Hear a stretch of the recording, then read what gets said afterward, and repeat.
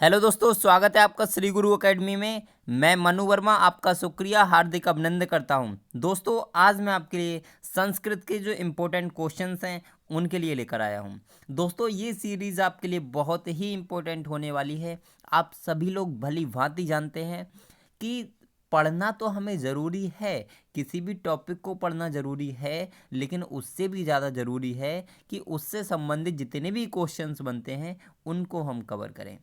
तो आज का जो टॉपिक है उसमें क्वेश्चंस हैं बहुत ही अच्छे, जो आपके सीटेट के लिए, स्पेशली सीटेट के लिए हैं। ठीक है दोस्तों, तो चलिए आगे बढ़ते हैं। लेकिन आगे बढ़ने से पहले मैं आपसे कहना चाहूँगा कि यदि आप सीटेट या फिर अदर शिक्षक भर्ती की तैयारी कर रहे हैं तो इंडिया के नंबर 1 चैनल श्री गुरु एकेडमी को सब्सक्राइब कर लीजिए, क्योंकि हम यहाँ पर बात करते हैं ओनली शिक्षक भर्ती की। और बेल आइकन को प्रेस भी कर दीजिए दोस्तों। ठीक है, तो चलिए आगे बढ़ते हैं, क्वेश्चंस पर चलते हैं। क्वेश्चन बहुत ही लाजवाब हैं दोस्तों।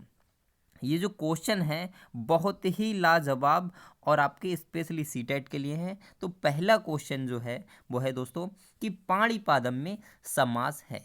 दोस्तों, मैं आपके लिए बता दूं, मैंने यहाँ पर आपके लिए जो क्वेश्चंस रखे हैं उन क्वेश्चंस को मैंने आपके लिए हिंदी में रखा हुआ है, क्योंकि धीरे धीरे मैं आपका लेवल अप करूँगा, वैसे वैसे मैं आपको संस्कृत अधिक से अधिक संस्कृत प्रोवाइड कराता चलूँगा। ठीक है, क्योंकि मैं नहीं चाहता कि अभी आपके पास टाइम है, अगर आप धीरे धीरे अभी से स्टार्ट करेंगे तो जब तक आपका एग्ज़ाम होगा ना दोस्तों, मैं गारंटी दे रहा हूँ 30 मार्क्स में दिलवाऊंगा। मैं आपको 30 में से 30 मार्क्स दिलवाऊंगा, बस आप साथ रहिए, मेरे साथ बने रहिए।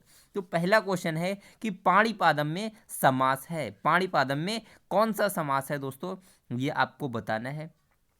अब देखिए दोस्तों, सबसे पहले अगर हम बात करें कि पाणिपादम, तो अगर इसका हम विच्छेद करते हैं, अगर हम इसका मतलब विग्रह करें, सॉरी विच्छेद नहीं, विच्छेद तो संधि होगी तो उसे विच्छेद कहते हैं। मतलब अर्थ एक ही है लेकिन बोला अलग अलग जाता है। ठीक है, मतलब संधि में विच्छेद बोला जाता है और इसमें क्या बोला जाता है, विग्रह बोला जाता है। यानी कि जब हम इसका विग्रह करेंगे पाणिपादम का, तो इंग्लिश में विग्रह मतलब संस्कृत में विग्रह क्या होगा, तो आप कहोगे क्या हो जाएगा दोस्तों, पाणी पाणिचा पादौचा, पाणिचा पादौ चा, ये आपका विग्रह होगा दोस्तों। अब ये आपका विग्रह होगा। अब ये तो आप सभी लोग जानते हो कि ये द्वंद्व समास है, ये तो पता लग गया कि हाँ द्वंद्व समास है। लेकिन हम बात करें दोस्तों कौन सा द्वंद्व है, यहाँ पर तो आपका हमारा केस उलझ जाता है। तो यहाँ पर इस चीज़ को समझना बहुत ज़रूरी है कि इतरेतर द्वंद्व क्या होता है, समाहार द्वंद्व क्या होता है, एक शेष द्वंद्व क्या होता है, और अलुक तत्पुरुष क्या होता है दोस्तों। तो यहाँ पर अगर हम बात करेंगे तो ये वाला ऑप्शन तो आपका पहले ही कट गया, क्योंकि तत्पुरुष नहीं है, द्वंद्व समास है दोस्तों। अब हम बात करेंगे इनमें से कौन सा हो सकता है। तो सबसे पहले अगर हम बात करें दोस्तों कि समाहार द्वंद्व, तो आंसर तो इसका मैं आपको बता देता हूँ। आंसर हो जाएगा, क्या हो जाएगा, समाहार द्वंद्व हो जाएगा दोस्तों। समाहार द्वंद्व हो जाएगा। लेकिन इसकी जब हम बात करते हैं तो इसकी विशेषता क्या होती है, समाहार द्वंद्व में दोनों पद प्रधान होते हैं, यानी कि दोनों पदों की प्रधानता होती है एकदम से। ठीक है दोस्तों, ये चीज़ आप ध्यान रखेंगे। ठीक है, तो अगले क्वेश्चन पे चलते हैं और हर तरीके से विश्लेषण करने की कोशिश करूंगा दोस्तों, आपको एक एक ऑप्शन समझाने की कोशिश करूंगा। नेक्स्ट है निर्मक्षिकम में समास कौन सा है, ये आपको बताना है। क्या तत्पुरुष समास है, अव्ययी भाव समास है, द्वंद्व समास है, या फिर बहुब्रीहि समास है दोस्तों। तो अगर इसके राइट आंसर की बात की जाए तो दोस्तों निर्मक्षिकम, निर्मक्षिकम का पहले तो आप क्या करना है, आपको पहले तो विग्रह करके देखना है। तो निर्मक्षिकम का जब हम विग्रह करेंगे तो यानी कि निर्मक्षिकम, इसका विग्रह क्या होगा, मक्षिकाणाम अभावा, मक्षिकाणाम अभावा। आप इसको ध्यान रखिए, ठीक है, थोड़ा सा समझते चलिए। मक्षिकाणाम अभावा, अभावा, ठीक है दोस्तों, इसको ध्यान रखें दोस्तों, समझते हुए चलना है, क्योंकि मुझे आपको बहुत अच्छे नंबरों से पास कराना है। पास तो हर कोई करा सकता है, लेकिन मुझे आपको अच्छे नंबरों से पास कराना है, तो उसके लिए आपको समझना बहुत ज़रूरी है। ठीक है दोस्तों, तो निर्मक्षिकम का मैंने आपको विग्रह बता दिया, क्या हो गया, मक्षिकाणाम अभावयस का विग्रह हो गया दोस्तों। ठीक है, अब हम बात करते हैं दोस्तों कि इसमें समास कौन सा हो सकता है। अब जब अभाव की बात होगी तो कौन सा दोस्तों समास हो सकता है, तो आप कहोगे अव्ययीभाव समास हो सकता है। जब भी अभाव की बात हो तो अव्ययीभाव समास टिक कर देना, बस कोई दिक्कत ही नहीं है। इसमें अव्यय पद तो पहले ही मिल गया आपको, अव्यय पद जब मिल गया तो आपको दिक्कत होगी नहीं। आप हिंदी में तो समझते होगे, लेकिन संस्कृत में आके थोड़ा सा आप कंफ्यूज हो जाते हो, तो आपकी कंफ्यूजन दूर करना है। आप भावी शिक्षक हो, मैं समझता हूँ, लेकिन आप खुद कर लोगे। हिंदी वाली चीज़ें आपको आती हैं, मैं जानता हूँ, भली भांति जानता हूँ। आप संस्कृत में बस हिंट देना है मुझे, और आप अपने आप से ही इस सारी चीज़ों को कर सकते हो। नेक्स्ट क्वेश्चन है, रूपबद्धभार्या में कौन सा समास है।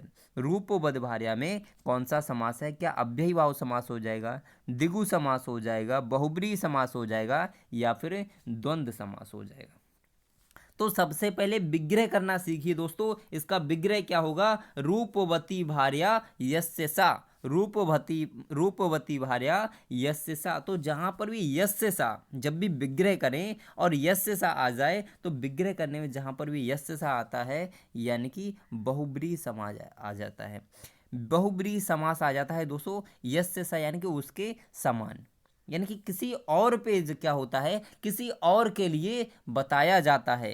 दोनों पदों को वो करके, दोनों पदों की प्रधानता इसमें नहीं होती है और किसी अन्य पद की प्रधानता होती है, तो अब भी बहुब्रीहि समास हो जाता है। ये आप ध्यान रखेंगे दोस्तों। ठीक है, तो चलिए नेक्स्ट क्वेश्चन पे चलते हैं कि चक्रपाणी में कौन सा समास है, ये आपको बताना है।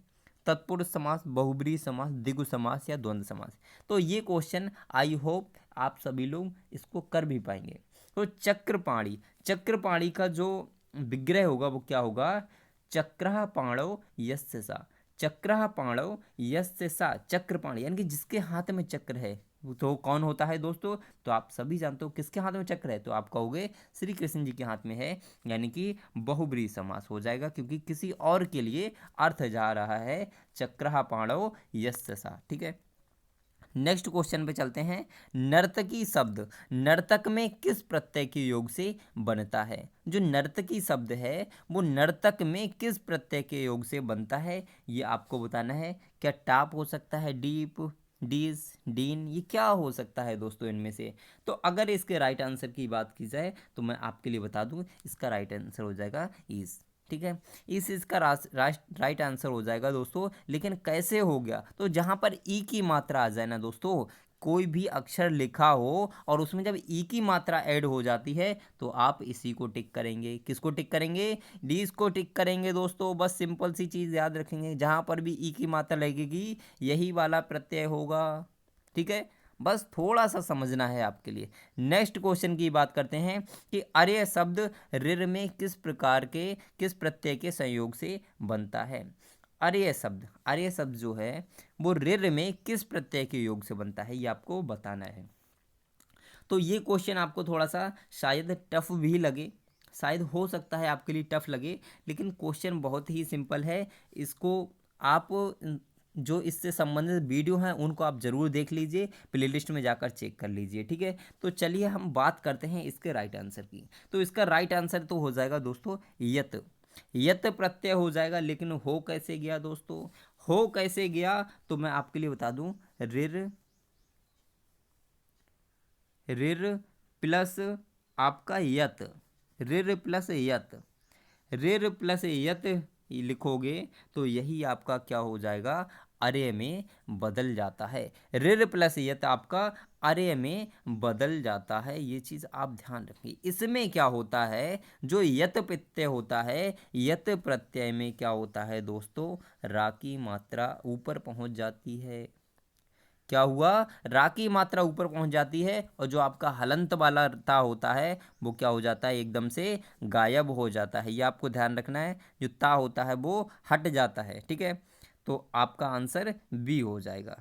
तो नेक्स्ट क्वेश्चन पे चलते हैं कि नंद ग्रह पचादिव्यो ल्योन नच सूत्र किस प्रत्यय से संबंधित है, ये आपको बताना है कि किस प्रत्यय से संबंधित है दोस्तों। क्वेश्चन बहुत सिंपल है, बस थोड़ी सी समझने की ज़रूरत है। तो इसका राइट आंसर की दोस्तों अगर बात की जाए तो इसका राइट आंसर हो जाएगा दोस्तों ऑप्शन नंबर कौन सा हो जाएगा? क्या बी हो सकता है? क्या सी हो सकता है? नहीं सर, डी होगा। यानी कि इणी और अच, इणी और अच ये दोनों जो हैं प्रत्यय, इनसे संबंधित ये वाला सूत्र है। ये सूत्र आपको ध्यान रखना है, याद करना पड़ेगा दोस्तों। इस सूत्र को आपको याद करना पड़ेगा कि नंदि ग्रह पचादिव्यो ल्युणि न्यच, ये सूत्र जो है वो निर्णि और यच उपयुक्त दोनों से संबंधित है। ठीक है, नेक्स्ट क्वेश्चन की जब हम बात करते हैं, कुर्बाणा में प्रत्यय है। कुर्बाणा में कौन सा प्रत्यय है ये आपको बताना है। सत्र प्रत्यय है, सानच, आन या मान, कौन सा प्रत्यय हो सकता है दोस्तों? तो दोस्तों अगर इसके राइट आंसर की बात की जाए तो आप सभी लोग, आई होप आप सभी लोग इसका राइट आंसर जानते होंगे कि इसमें कौन सा प्रत्यय हो सकता है। तो सानच प्रत्यय होता है।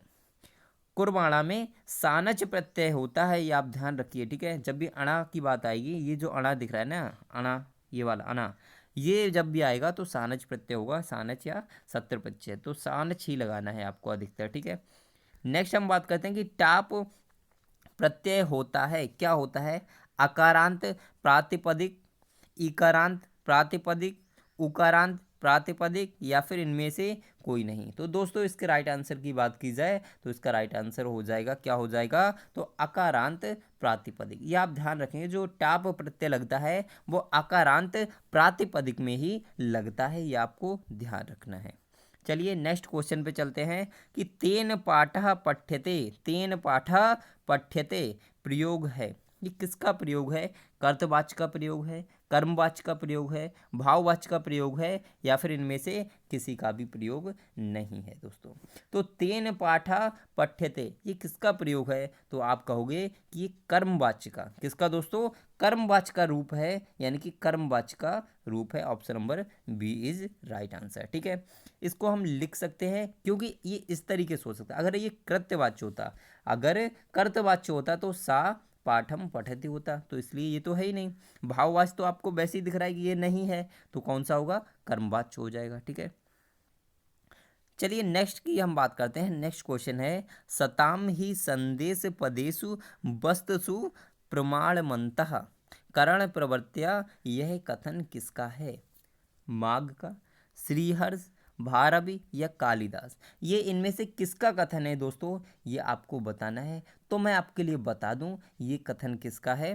तो ये कथन कालिदास जी का है। किसका है? कालिदास जी का कथन है। सताम ही संदेश पदेशु वस्तुषु प्रमाणमन्तः करण प्रत्यय, ये किसका है? तो ये कालिदास जी का है और कालिदास के अभिज्ञान शाकुंतलम से लिया गया है। कहाँ से? अभिज्ञान शाकुंतलम से लिया गया है, ये आप ध्यान रखेंगे। ठीक है, नेक्स्ट है, सकार का विवेचन किस कृति में है? सकार का विवेचन किस कृति में है? किरातार्जुनीयम में, मृच्छकटिकम में, बेड़ी संहारम में या फिर नागानंद में? तो दोस्तों इसके राइट आंसर की बात की जाए तो जो सकार है, यानी कि जो आपका सकार है वो आपका मृच्छकटिकम में इसके बारे में बताया गया है दोस्तों। और मृच्छकटिकम किसने लिखा है? तो आप कहोगे महाकवि शूद्रक जी ने। महाकवि शूद्रक जी ने क्या लिखा है? ये आपका मृच्छकटिकम महाकवि शूद्रक जी ने लिखा है, तो आप इसको ध्यान रखेंगे। नेक्स्ट, मृच्छकटिकम में है, इनमें से कौन सी पंक्ति मृच्छकटिकम में है? अहो दुरंता बलव द्योरता, अहो अविश्वसनीय पुरुषः, सी ऑप्शन है। अहो दूरा सदो राज महिमा, डी ऑप्शन है। अहो निर्धनता सर्वाप दामा पश्यद्यम। तो इसमें से कौन सा राइट आंसर हो सकता है दोस्तों? तो इसके राइट आंसर की अगर बात की जाए तो मैं आपके लिए बता दूं इसका राइट आंसर डी हो जाएगा, यानी कि अहो निर्धनता सर्वाप दामा स्पदम, ये आपका मृच्छकटिकम से लिया गया है। ये चीज़ आप ध्यान रखेंगे। नेक्स्ट क्वेश्चन है कि मृच्छकटिकम के निम्नलिखित पात्रों में से कौन सा संस्कृत नहीं बोलता है? इनमें से कौन सा संस्कृत नहीं बोलता है? मृच्छकटिकम की बात हो रही है। चारुदत्त, बसंत सेना, आर्यक या फिर सर्विलग। तो दोस्तों इसके राइट आंसर की बात की जाए तो इसका राइट आंसर क्या हो जाएगा, तो इसका राइट आंसर बसंत सेना हो जाएगा। जो बसंत सेना था, मृच्छकटिकम में एक पात्र था बसंत सेना, वह क्या था, वह संस्कृत नहीं बोलता था, उसे संस्कृत नहीं आती थी दोस्तों, ठीक है, बाकी सभी को संस्कृत आती थी। नेक्स्ट है मृच्छकटिकम किस प्रकार का रूपक है, नाटक, भाण, व्यायोग या फिर प्रकरण। तो मृच्छकटिकम किस प्रकार का रूपक है ये आपको बताना है। तो मैं आपके लिए बता दूं, जो मृच्छकटिकम है वो आपका प्रकरण है। मृच्छकटिकम एक प्रकरण है। क्या है दोस्तों, एक प्रकरण है। और मैं आपको बता दूं इसमें कितने अंक हैं, तो आपका हुआ इसमें टोटल आपके 10 अंक हैं। कितने अंक हैं, तो आप कहोगे 10 अंक हैं, ठीक है दोस्तों। अगर दोस्तों वीडियो अच्छी लग रही हो तो लाइक और शेयर कर दीजिए दोस्तों, ठीक है। और कमेंट करके ज़रूर बताते रहिए कि वीडियो आपको कैसी लग रही है। कोई भी दिक्कत हो तो आप कमेंट कर दीजिए, ठीक है। मैं उसको कमेंट को देख लूँगा, आपकी कोई भी प्रॉब्लम होगी तो उसका सॉल्यूशन 100% दूंगा, ठीक है। और दोस्तों आज के लिए बस इतना ही रखूँगा, फिर मिलेंगे एक नेक्स्ट वीडियो में। और दोस्तों आप देखते हैं मैं कभी आपसे वो नहीं कहता कि आप सब्सक्राइब करिए ये वो, क्योंकि मुझे पता है ना कि आप होने वाले टीचर हो, भाभी टीचर हो, तो आप ऑटोमेटिक ही ये सब खुद ही कर दोगे, सब्सक्राइब खुद कर दोगे और शेयर कर दोगे। अगर आपको अच्छा लगेगा तो मुझे कहने की ज़रूरत ही नहीं है, तो मैं क्यों कहूँगा आपसे, आप समझदार हैं, आप ऑटोमेटिक कर दोगे। तो दोस्तों आज के लिए बस इतना ही। Thank you, have a nice day, जय हिंद, जय भारत।